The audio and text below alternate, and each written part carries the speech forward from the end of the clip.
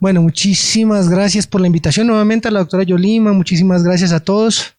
Para mí es un honor estar nuevamente aquí con ustedes compartiendo estos espacios. Son híbridos, ¿no? Como academia un poco para que se comprenda los conceptos de las cosas que se nos vienen adelante, de lo que ha pasado, pero además también el compartir con ustedes como pacientes, que es un enorme honor poderles dar a ustedes estas charlas que finalmente ustedes son el objeto de ser de nosotros. No es el objeto ir a dar conferencias con los colegas, mejor que ir a hablar con ustedes para que ustedes tengan esta, digamos, percepción de qué es lo que está sucediendo hoy en el mundo en el mieloma múltiple. Bueno, estos son mis conflictos de interés, como les comenté abajo. Yo hoy en día pues tengo participación con la industria farmacéutica en algunos proyectos. Aparte pues soy investigador, coinvestigador en el Princess Margaret Cancer Center de Canadá.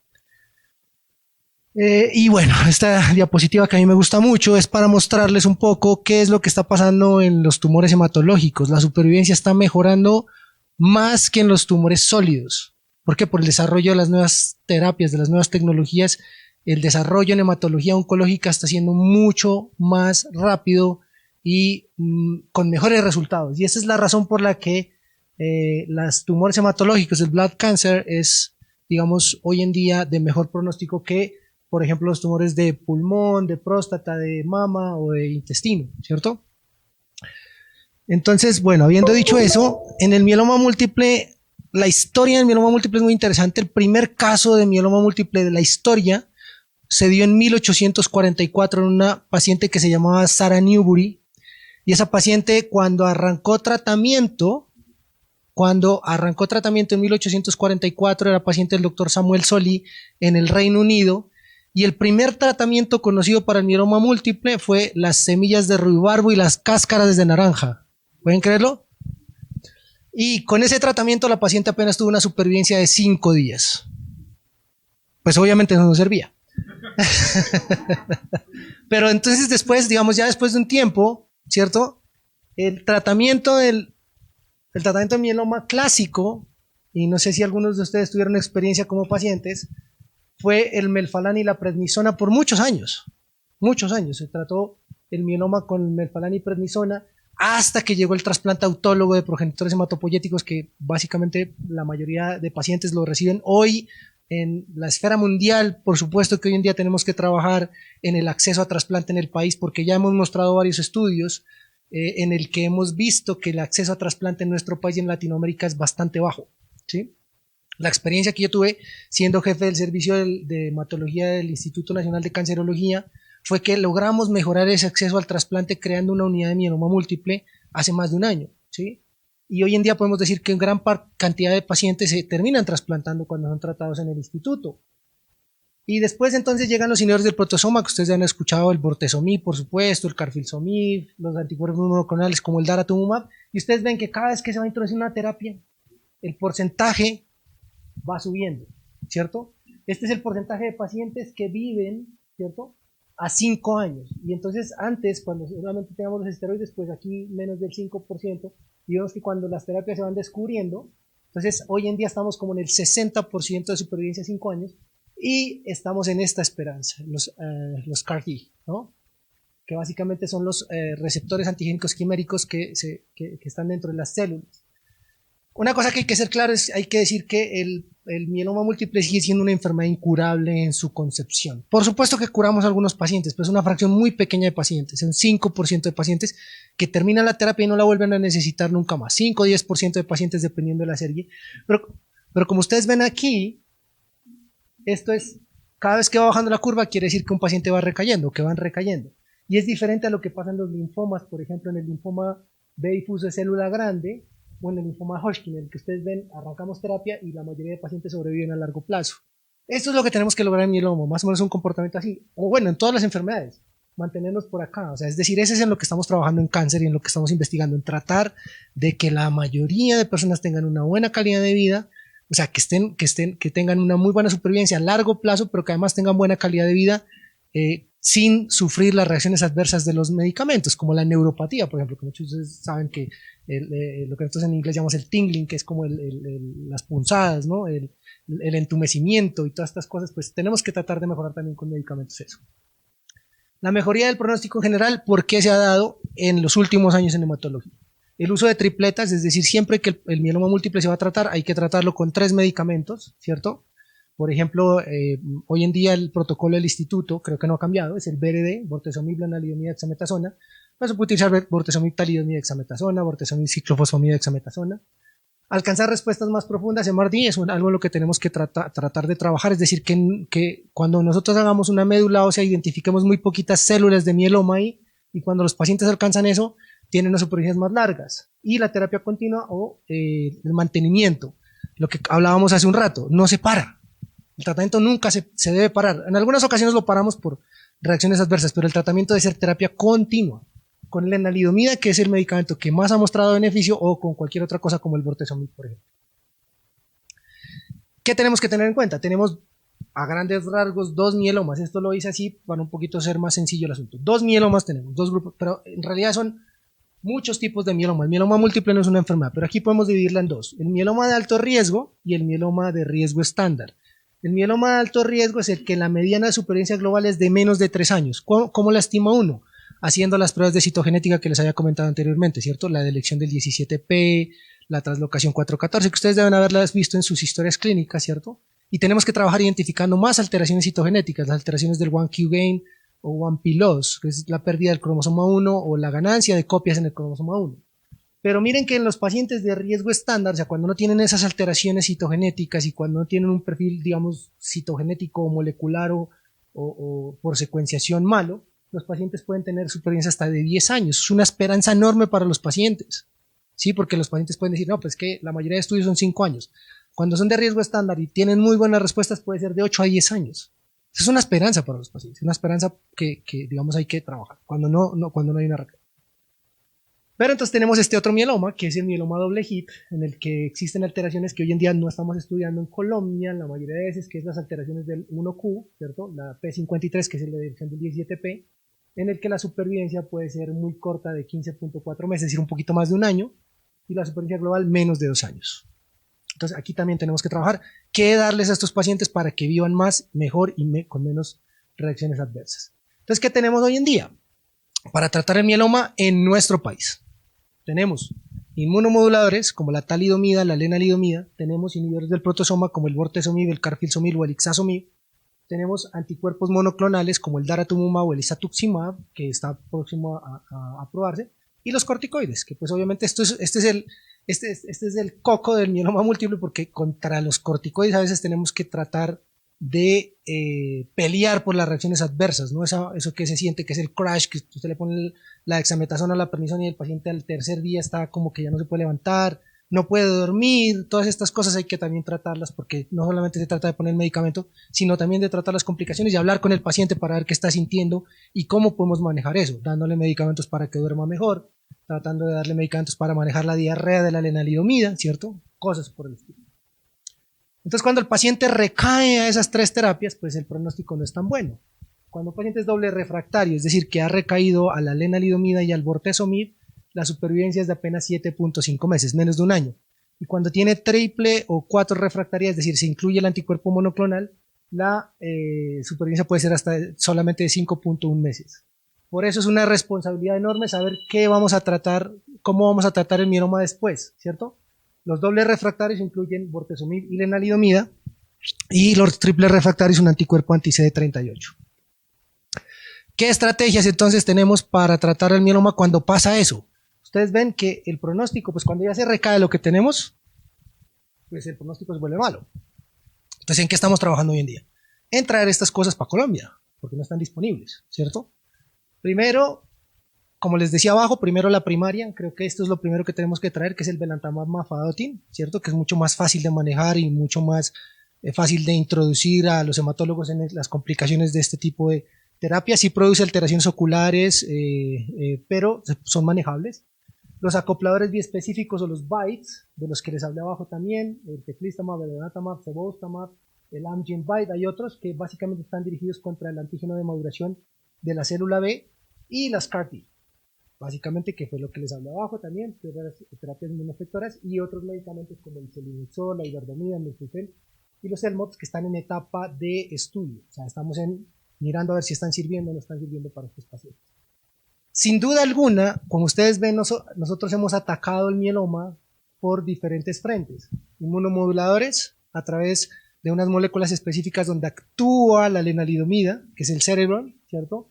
Inhibidores del proteasoma, es decir, bloqueando que la célula se pueda recuperar básicamente del estrés que genera la alta producción de proteínas, los anticuerpos monoclonales que se pegan a una molécula que se llama el CD38 y los corticoides que tienen varios mecanismos de acción, ¿cierto? Entonces ya tenemos que tratar el mieloma de otra manera, ya tenemos que atacar otros antígenos, otras cosas, y aquí sin duda alguna el que es la reina o el rey del tratamiento del mieloma después de que estas terapias ya han fallado y acabamos las oportunidades que tenemos en Colombia, digamos de alguna manera, es el antígeno de maduración de la célula B, el BCMA, que se expresa demasiado en las células del mieloma. Estas son las células del mieloma y este es el BCMA, el rojito. Ahí es donde tenemos que pegarle al mieloma de alguna manera, ¿sí?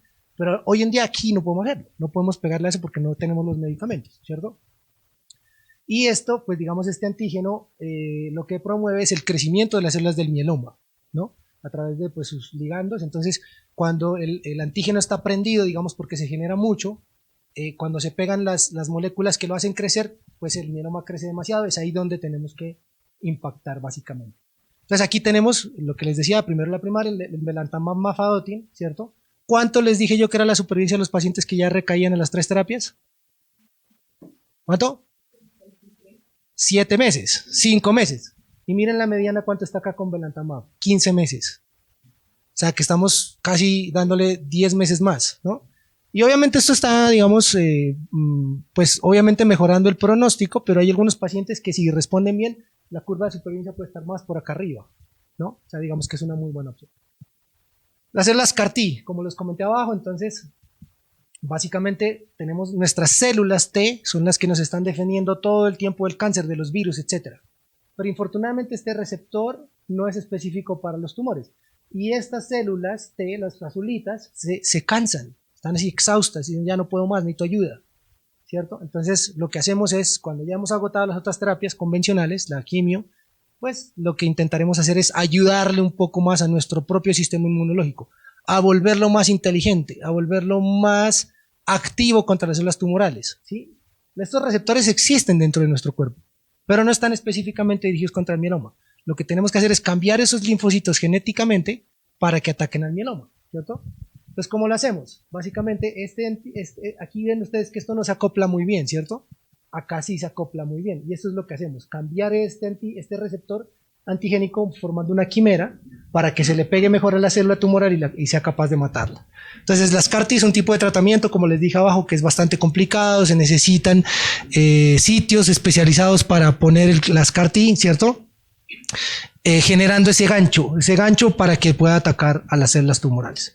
Es un proceso muy complejo, lo que tenemos que hacer es sacar las células del cuerpo, cambiarlas genéticamente en un proceso que se llama manufacturación, volverlas al cuerpo para que empiece a atacar al mieloma.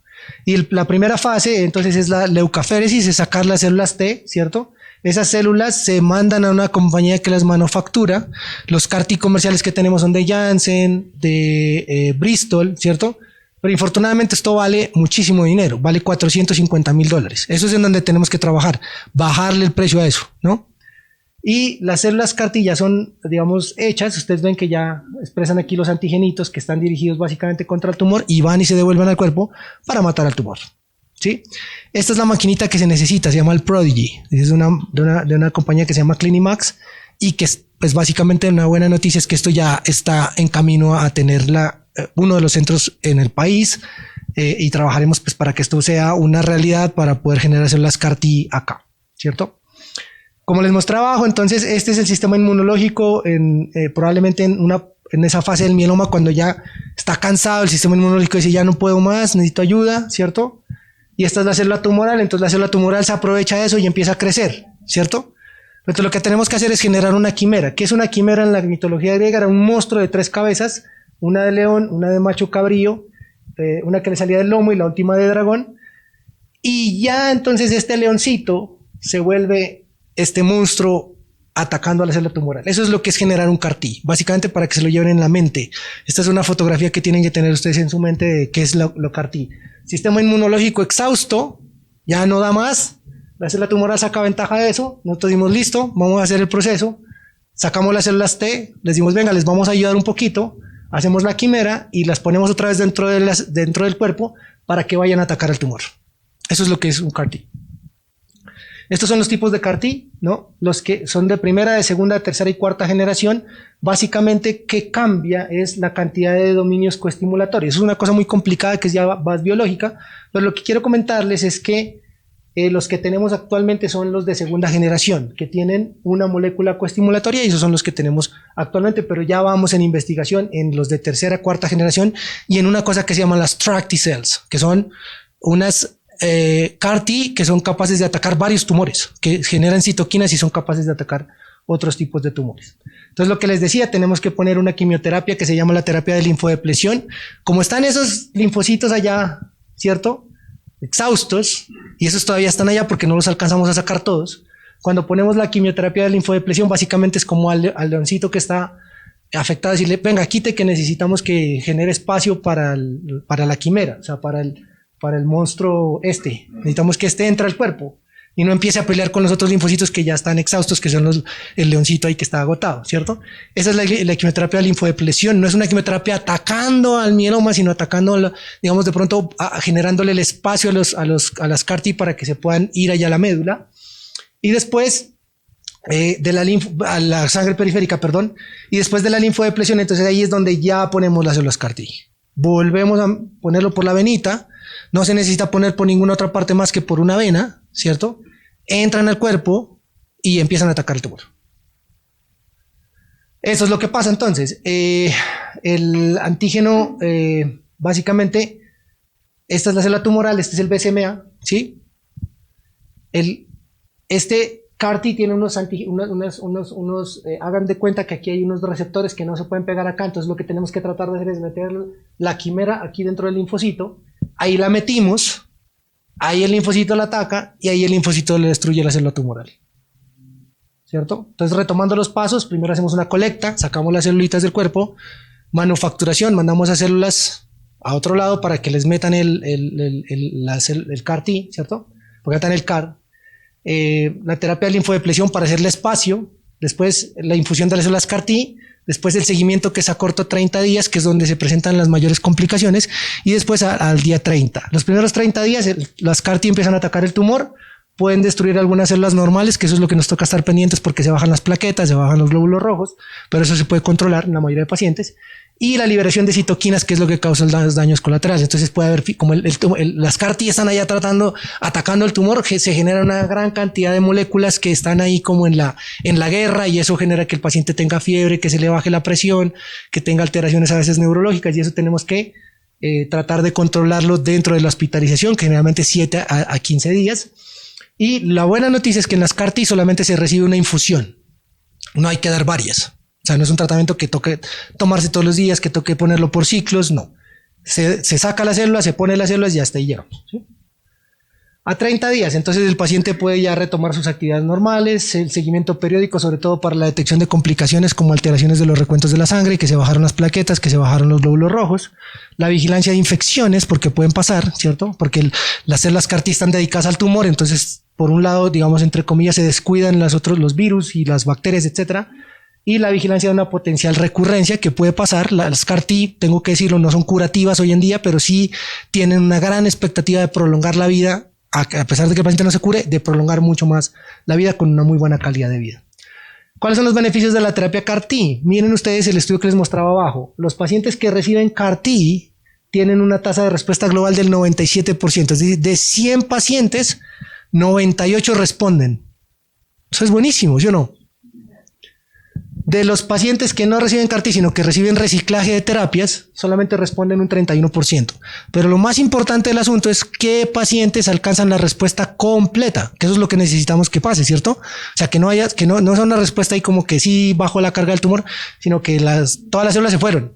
Eso pasa en el 82.5% de los pacientes. O sea, de 100 pacientes, 82 al menos alcanzan respuesta completa. ¿Y cuánto pasa eso en el otro en el Locomotion, es decir, en el otro estudio que trata de comparar eso.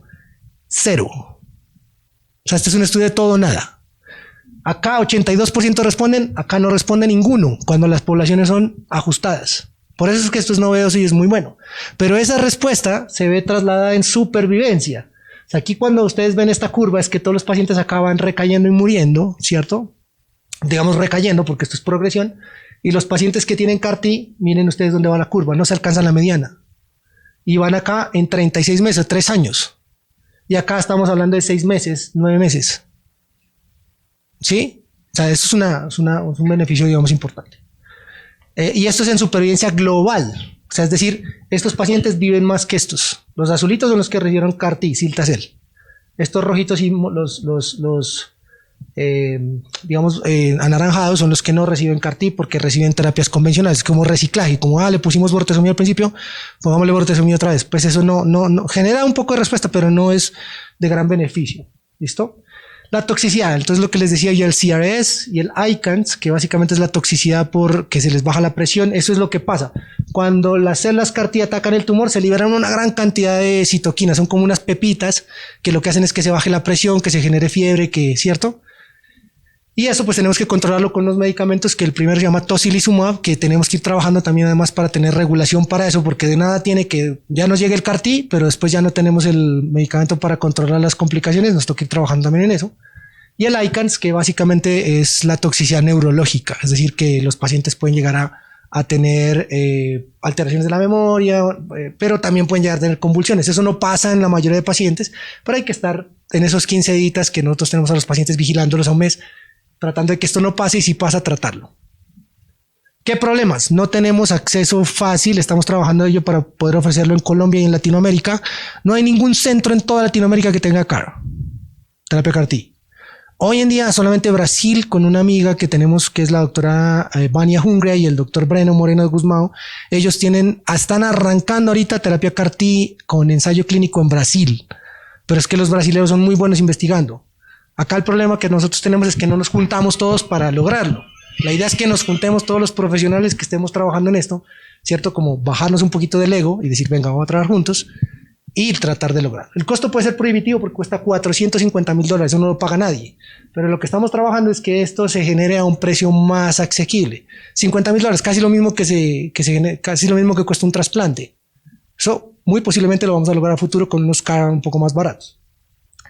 Y dada su efectividad, se requiere testear en enfermedades más tempranas. Hoy en día, en un ensayo clínico que estamos participando en Canadá, que se llama el CARTITUDE-5, o sea, el CARTITUDE-5 y el CARTITUDE-6, estamos poniendo CAR-T es de la primera línea, con intención curativa, es decir, tratar de llevar a la gran cantidad de pacientes a que ya no necesiten más terapia. Esa es la otra parte, que son los acopladores biespecíficos de las células T, ¿cierto? Que lo que hacen es una cosa parecida, pero no tenemos que sacar las células del cuerpo, ¿cierto? Sino que lo que hacemos es poner un medicamento que va y pega a los dos, es como presentarlos. Le dice, mire, célula T, tumor, por favor, conózcanse, usted ataque a este. Así es más o menos, ¿sí? Eso es lo que hace. Entonces los presenta, ¿cierto? Y cuando los presenta, entonces lo mata. Entonces, esa es una fase de estudio, ¿no? Pero digamos que la cuestión es que es algo que tenemos un poquito más acceso, posiblemente en el futuro. Teclistamab, el elranatamab, el Amgen BiTE, talquetamab y ceboustamab. Este es el que les decía yo ya que me gusta mucho. No es una única infusión, el problema es que las CAR, yo les decía, es un solo tratamiento y se fue. En este sí nos toca poner terapia por ciclos, ¿no? Y aquí tenemos los datos de teclistamab, por ejemplo, en donde la respuesta completa es del 60%, la respuesta global es del 62%, no es tan chévere como el CAR-T, ¿cierto? Pero también responden. Y la respuesta completa, digamos, con respuesta completa y respuesta completa estricta es 30%. Pues no es tan bueno como el 80%, pero sirve. O sea, es decir, si no tenemos acceso a CAR, pues esta es una muy buena opción también. Este es el elranatamab, que es del estudio Magnetism, pero imagínense que esos pacientes habían recibido 6 líneas previas y miren que también responden. O sea, los pacientes que alcanzan, todos estos pacientes han respondido, o sea, 70 y 83% después de haber recibido lenalidomida, talidomida, carfilzomib, bortezomib, daratumumab, todo eso. Y usted le pone esto, los pacientes siguen respondiendo. Ahora, el problema es cuánto dura esa respuesta. Eso es lo que estamos esperando en los estudios clínicos, porque hay que esperar un tiempito a ver si esta respuesta dura. Estos son todos los que tenemos, el Amgen, el Ranatamab, y pues aquí tenemos las tasas de respuesta, ¿cierto? 26, 75%, 69%, 62%, pero en donde tenemos que fijarnos es cuánto dura la respuesta. Y por ejemplo en el Amgen Byte, hasta el momento, con el tiempo de seguimiento, es de solo 5.6 meses. El 91%, por ejemplo, con Teclistamab tiene más de 6 meses, o sea, es bueno, pero eso es porque todavía están muy tempranos los ensayos, toca esperar más tiempo, no es que solamente vivan 6 meses, sino que todavía no se ha alcanzado el tiempo de seguimiento que nos permita saber cuánto dura esa respuesta, ¿sí? Y las complicaciones que les nombraba, como el CRS y el ICANS y las infecciones y eso, sí, son bajitas, y miren que no son tan altas, miren, 9%, 5%, incluso con esto son 0%, ¿cierto? O sea, es decir, es un medicamento bastante bien tolerable.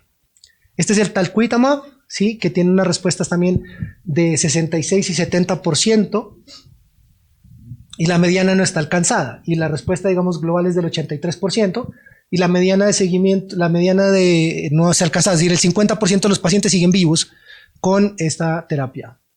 Y este es el Cebostamab, que tiene un seguimiento de 11.5 meses. Acuérdense que yo les dije que los pacientes vivían 5 o 6 meses, estos ya van en 11.5 meses, pero todavía falta un poquito más de seguimiento también. Complicaciones, lo que les dije, el CRS, el ICANS, tenemos que mantener, digamos, una vigilancia muy estricta con las sábanas, mirando los marcadores, la ferritina, la PCR, todos esos marcadores que nos pueden decir que el paciente se está complicando con la terapia, la frase que tienen que escribir para ver si es la misma todo el tiempo, y la evaluación neurológica. Las infecciones, eso es un problema que tenemos que controlar bastante porque infortunadamente estos pacientes se infectan, ¿cierto? Aquí, por ejemplo, ustedes pueden ver en que las infecciones son 17, 26%, 35% en que es el Teclistamab. A veces toca parar la terapia porque se infectan, pero esas infecciones generalmente son controlables, ¿no? Y otros medicamentos que ya tienen un poco menos de efectividad. El Selinexor, que es un inhibidor de la exportina, tiene una supervivencia bastante baja a mi modo de ver. Hay que combinarlo con otras cosas. El Venetoclax es un medicamento bueno específicamente para pacientes que tienen una alteración que se llama la 11-14. O sea, este medicamento sí yo lo veo que va a entrar al país para mieloma próximamente en los 11-14. Ya lo tenemos en Colombia, pero no para mieloma, ¿cierto? El Melflufen, que no lo veo un muy buen escenario. Los Selmot y la Iberdomida son medicamentos geniales. Es decir, esos medicamentos los pacientes tienen muy buenas respuestas, pero infortunadamente pues no los tenemos todavía en el país. Y ahí acabo mi charla. Por favor, si tienen alguna pregunta, estaré atento a responderla.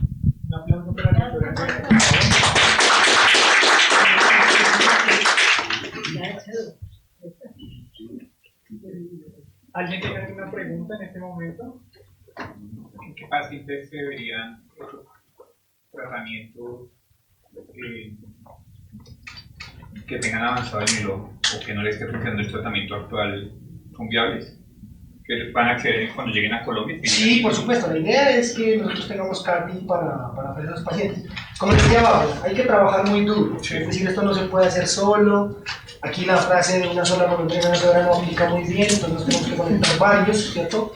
Ya estamos trabajando en eso. O sea, ya hemos tenido acercamientos y hay personas que le están poniendo el alma a que esto pueda llegar. Porque es que esto ya es estándar of care en otras partes, es decir, por los linfomas, el mieloma múltiple, la siguiente semana en Canadá va a tener aprobación de CIRTA-C, ¿cierto? O sea, los pacientes que tengan mieloma múltiple refractario posiblemente van a acceder a eso en Canadá. Desde la próxima semana Estados Unidos ya la tiene. Entonces tenemos que irnos a acelerar un poquito aquí, tenemos que hablar con el mismo, tenemos que hablar con todas esas personas. Sí, el procedimiento. Pero esto va a ser la terapia para los pacientes triple refractarios a los que recaen a los 3 medicamentos clave.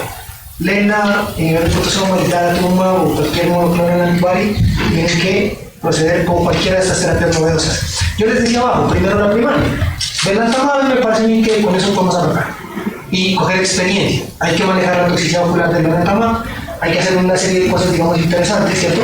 Pero, pues la idea es que haya expertos manejándose en Colombia. O sea, es decir, que tenga horas de vuelo la persona, horas de vuelo, que decir que ya haya visto pacientes con esto, ¿cierto? Y que lo sepa, que cuando llegue pues lo vea y lo pueda manejar. Y esa es la expectativa que tenemos con nuestro entrenamiento. Doctor, el diagnóstico fue en 2011.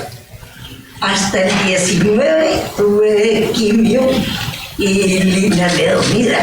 Desde ahí para acá no tengo tratamiento, pero me preocupa que usted dijo, siempre hay que tomar líneas de dormida, pero no me lo han ordenado. Como le dije anteriormente, hay un grupo de pacientes, ¿cierto?, que alcanzan la cura a largo plazo, ¿cierto?, que es una fracción pequeña de pacientes. Si bien es cierto, una gran cantidad de pacientes necesitan la neumonía, nosotros no la suspendemos, ¿cierto? Hay algunas condiciones bajo las cuales se suspenden basados en la experticia del hematólogo que está viendo al paciente. Yo no conozco el caso específicamente, pero podría decirle que, por ejemplo, si el hematólogo dice esto es un riesgo estándar, ¿cierto?, y la enfermedad mínima residual negativa, se le sacaron celulitas de acá en la médula.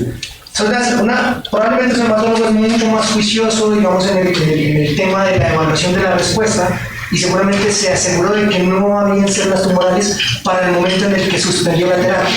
Y tenía razón, porque ella lleva 2 años sin la terapia. Pero eso no quiere decir que todos los pacientes se tengan que comportar como usted. La mayoría de pacientes tienen que continuar con la terapia porque no estamos seguros de cuándo la enfermedad va a volver a aparecer. Ahora, es un caso muy interesante porque usted es una persona que se llama largo superviviente del cáncer. ¿Cuáles son los largos supervivientes? Los que tienen más de 10 años del diagnóstico del mieloma. Tiene 11 años, ¿cierto? Entonces es un comportamiento que, como lo vimos, no es tan usual. O sea, quiere decir que el mieloma, dentro de las células del mieloma, básicamente tienen un pronóstico mejor que el promedio de pacientes. Es muy buen caso, y pues de hecho que no lo había compartido porque, digamos, esencialmente es uno de los poquitos casos en el que la suspensión aplica. Muchas gracias.